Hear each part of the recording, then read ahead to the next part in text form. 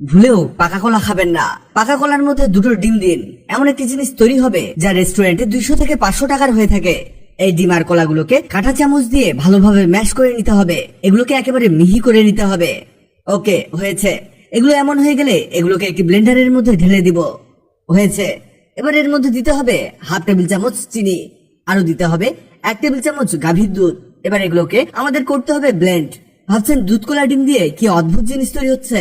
বন্ধুরা, অদ্ভুত জিনিস নয়, এক্সপেন্সিভ জিনিস তৈরি হচ্ছে।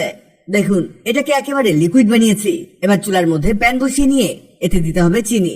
এখানে আমরা 4 চা চামচ চিনি এতে দিয়ে দিব। 2, 3, 4। ওকে, এবার চুলা অন করে দিয়ে এই চিনিগুলোকে ভাজতে হবে। দেখবেন কিছুক্ষণের মধ্যে চিনি গলতে শুরু করেছে আর চিনি একেবারে লাল বর্ণের হয়ে যাবে। এই অবস্থাতে এটাকে নাড়তে থাকতে হবে।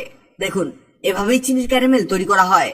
আমাদের এটা প্রায় হয়ে গেছে। এবার এই ক্যারামেলটিকে একটি টিফিন বাটির মধ্যে ঢেলে দিতে হবে। এখানে আমাদের এই ক্যারামেলটিকে টিফিন বাটির চারদিকে ছড়িয়ে দিতে হবে।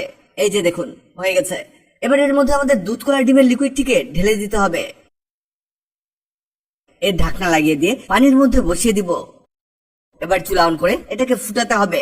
আপনারা হয়তো বুঝে গেছেন এটা কি তৈরি হচ্ছে, কিন্তু আপনাদের ধারণা ভুল। এক্ষুনি বুঝতে পারবেন এটা মূলত কি তৈরি হচ্ছে। এটাকে এভাবে রেখে দিতে হবে 10 থেকে 15 মিনিট। এর মধ্যে জানিয়ে দেই হয়ে গেছে।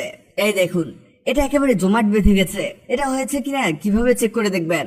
এর জন্য ছুরি বা কাঠি এর মধ্যে ঢুকিয়ে দেখবেন। যদি কাঠি শুকনো থাকে তাহলে এটা হয়ে গেছে। আমাদের এটা হয়েছে। এবার এর চারদিকে রাউন্ড করে কেটে নিতে হবে। এই যে কমপ্লিট। এবার এটাকে একটি প্লেটের মধ্যে নামাবো। এই দেখুন কত চমৎকার একটি পুডিং তৈরি হলো।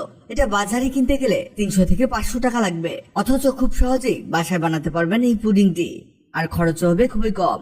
ভিডিওটি অনেকের উপকারে আসতে পারে, তাই ভিডিওটিকে শেয়ার করুন।